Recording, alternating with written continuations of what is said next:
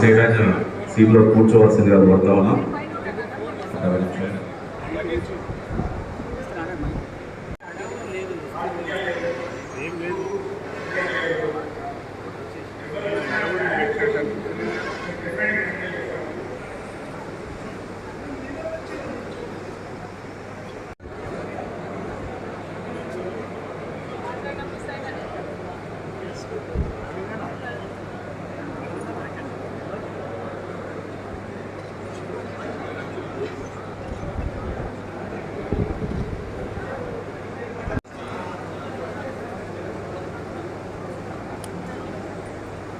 భువనగిరి మాజీ శాసనసభ్యులు గౌరవనీయులు పైన శేఖర్ రెడ్డి సార్ గారిని ఒక 2 నిమిషాలు మాట్లాడవలసిందిగా కోరుతాము.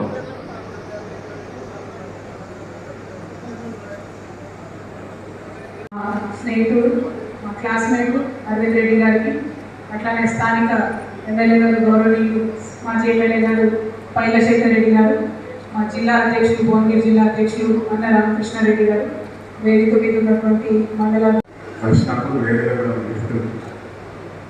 నేను తీసుకొచ్చిన చెప్పడం చాలా సంతోషం. ఎందుకంటే వేరే ఈ చుట్టుపక్కల గ్రామాలకు నీరు అన్ని రైతులు బాగుంటుందంటే మోహన్ రెడ్డి చేసిన కృషి వల్లనే ఈరోజు అంతా కూడా రైతులంతా బాగుంటుంది.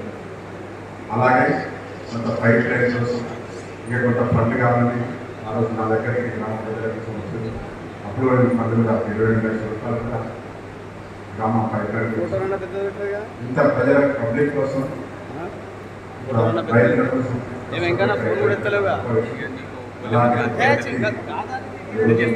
లేకపోవడం చాలా బాగా మరి అందరూ నమస్తే.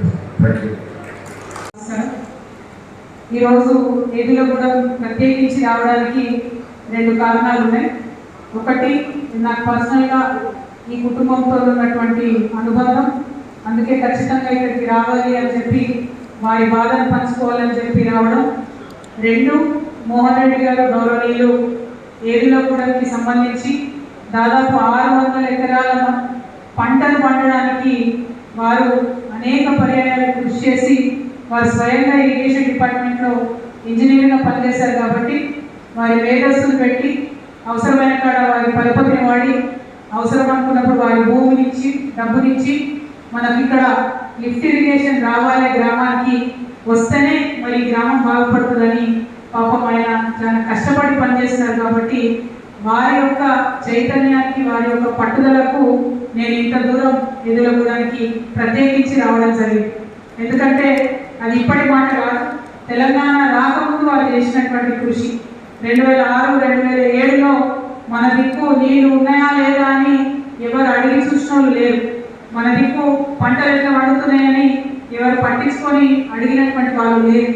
అటువంటి సమయంలో ఉమ్మడి రాష్ట్రంలో ఆయన ఇరిగేషన్ శాఖలో ఇంజనీర్ ఉన్నారు. కాబట్టి నా ఊరి వాళ్ళకన్నా నేను న్యాయం చేయాలని చెప్పి ఆయన పని చేయడం, ఆయన ఆలోచన చేయడం, ఆయన ఆలోచన కోసమే నేను ఇంత దూరం రావడం జరిగిందని ఈ సందర్భంగా నేను తెలియజేస్తా ఉన్నాను. మరి అన్న శేఖర్ రెడ్డి అన్న చెప్పినట్టు మోహన్ రెడ్డి గారు గ్రామానికి ఇంకా సంపూర్ణంగా నీళ్ళు రావాలంటే పైప్ లైన్ కావాలని అడిగినప్పుడు వారు కూడా మళ్ళీ ప్రత్యేకించి ఇంకొక 25 లక్షలు ఇవ్వడం, మరి గ్రామానికి ఎంతో కొంత సహాయం జరిగి ఉంటుందని చెప్పి నేను మనస్ఫూర్తిగా నమ్ముతా ఉన్నాను. మరి గ్రామస్తులందరికీ కూడా మన ఊరిలో ఎవరైనా పెద్దవాళ్ళు మన కోసం ఇంత పనిచేసినటువంటి వాళ్ళు ఉంటే వారిని ఎప్పుడైనా తలుచుకుంటాం, గౌరవించుకుంటాం. మన తెలంగాణలో ఖచ్చితంగా తిన్న కాడ కలుస్తాం ఎవరినైనా కూడా. కాబట్టి ఇవాళ కలుసుకోవడానికే ఇంతమంది ఇక్కడికి వచ్చినాం. మరి జరిగిపోయిన వాళ్ళంతా గొప్పవాళ్ళని చెప్పి మనం పదే పదే అనుకుంటూ ఉంటాం. అట్లా గొప్పవారిగా తను మిగిలిపోవాలని, తన పేరు చిరస్థాయిగా ఈ గ్రామస్తులు గుర్తుపెట్టుకోవాలని చెప్పి నేను మనస్ఫూర్తిగా కోరుకుంటూ, కుటుంబ సభ్యులందరికీ ప్రత్యేకించి మీకు ఆ భగవంతుడు ధైర్యం ప్రసాదించాలని, శాంతిని ప్రసాదించాలని మనస్ఫూర్తిగా నేను కోరుకుంటా ఉన్నాను. మరి స్థానికంగా ఉన్నటువంటి నాయకులందరి పేర్లు చెప్పుకోలేకపోవచ్చు, క్షమించాలి. గ్రామ శాఖ, గ్రామంలో పనిచేసే వాళ్ళు మా తమ్ముడు సుజీత్, మమత, సంగీత అందరికీ కూడా పేరు పేరున మళ్ళొకసారి ఇంత దూరం ప్రయాణం చేసి వచ్చినందుకు ధన్యవాదాలు తెలియజేస్తూ కుటుంబం బాగుండాలి, మన ఏదులగూడెం గ్రామం బాగుండాలని కోరుకుంటూ మీ అందరి దగ్గర సెలవు తీసుకుంటున్నాను. Thank you. జై తెలంగాణ.